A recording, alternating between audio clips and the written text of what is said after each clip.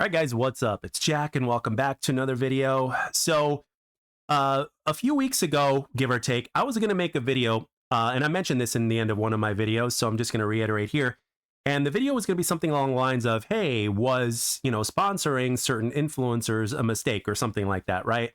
When it comes to Splitgate 2. And the reason why I decided against that is because, first of all, it's not my money, and I have absolutely no right to make comments on how anybody else would spend their money, et cetera, et cetera.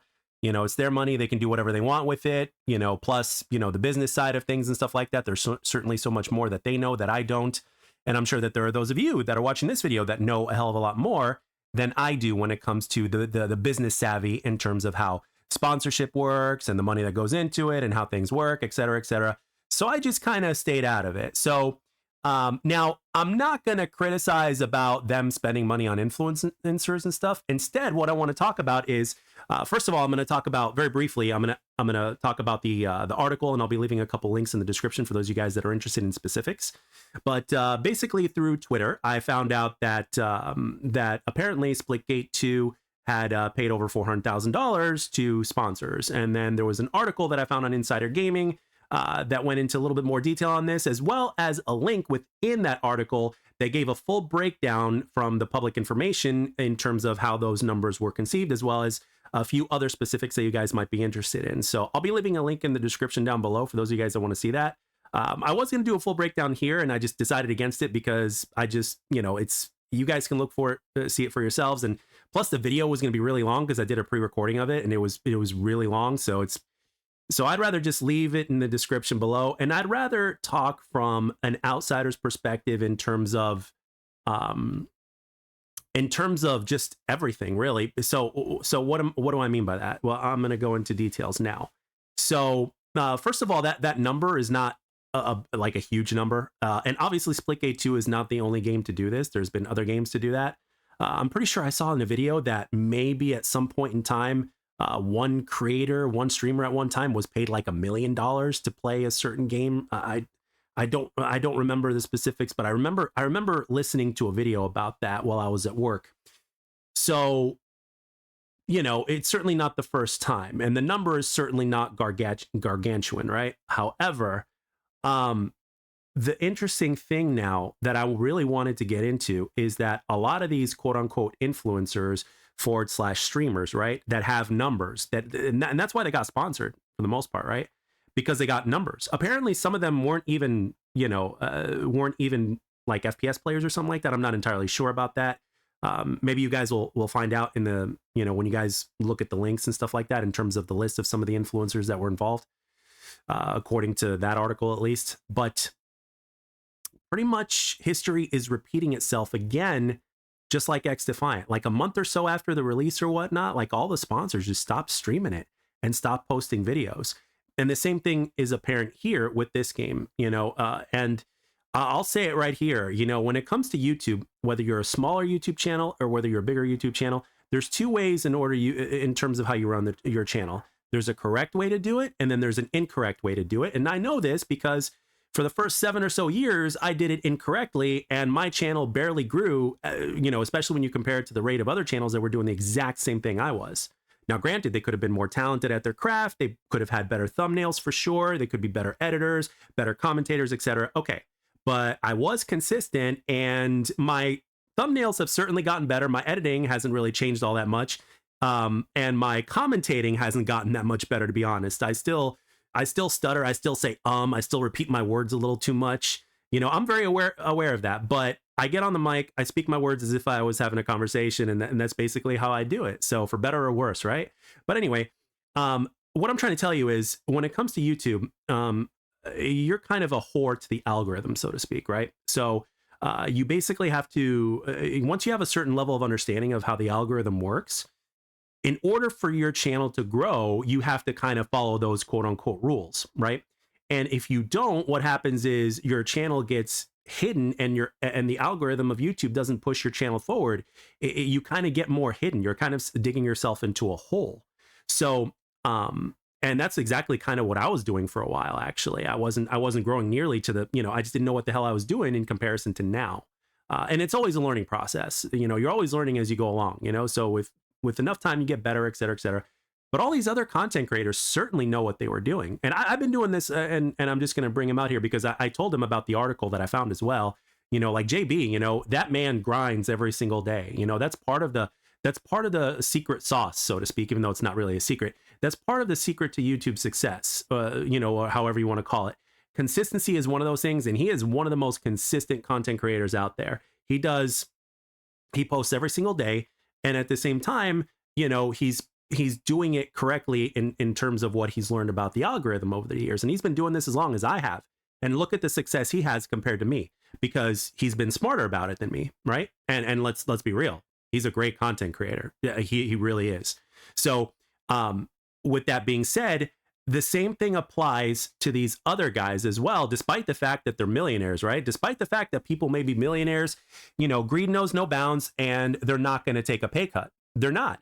They're going to do what's popular. And as I mentioned previously, it's not all about what's good and what's right. It's about what's popular, unfortunately, which is something that makes me sad. And at the same time, it also pisses me off, because there are people like Machiavelli, for instance, who have been around the around the Splitgate scene ever since, I believe, 2019, since the original game, who is actually one of the best players in the game, Splitgate 1 and Splitgate 2 as well.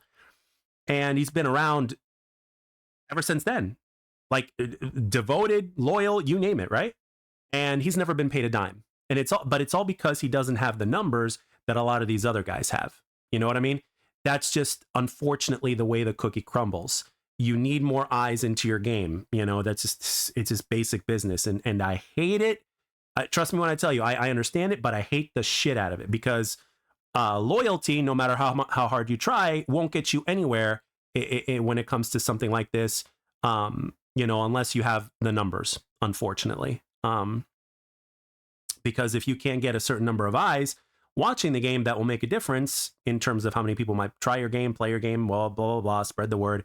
It's just, you just don't hold as much worth as somebody else. It's like loyalty has no worth anymore, and population does, which is the thing that pisses me off to no end. But unfortunately, this is how business works. And this is not me defending it. This is just me telling it how it is.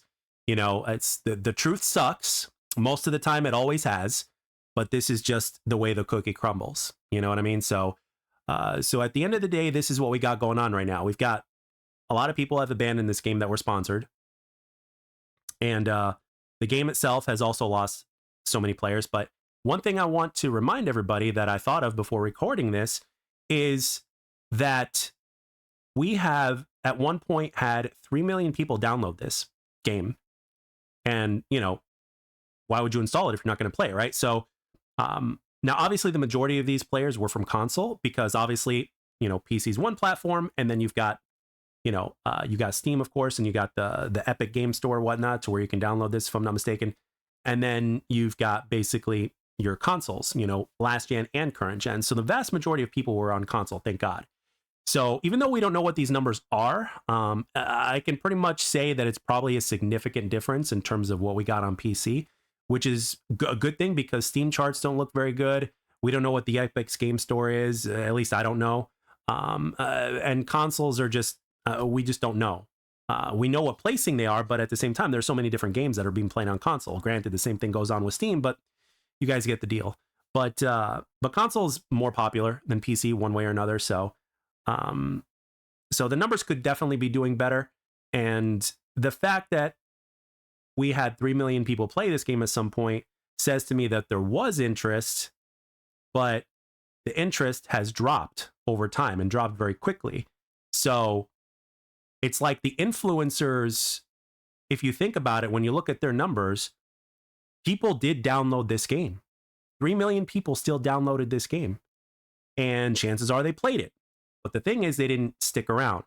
And I think the biggest reason as to why they didn't stick around was, even though the things like the political stuff, the Summer's Game Fest, and the store and all that, even though those did play roles in the scarring of this game, so to speak, I think the biggest thing, though, of why players dropped was because, and again, I could be wrong, but my assumption just because of the fact that there were 3 million people that downloaded this, was because of the fact that the game was A, there were performance issues, and B, and these are both about equal here, the fact that a lot of people say, well, there's nothing to grind for. You know, there's no progression system, there's no this, or there's no that, blah, blah, blah. But, however, influencers are also powerful enough to where people will follow them where they go.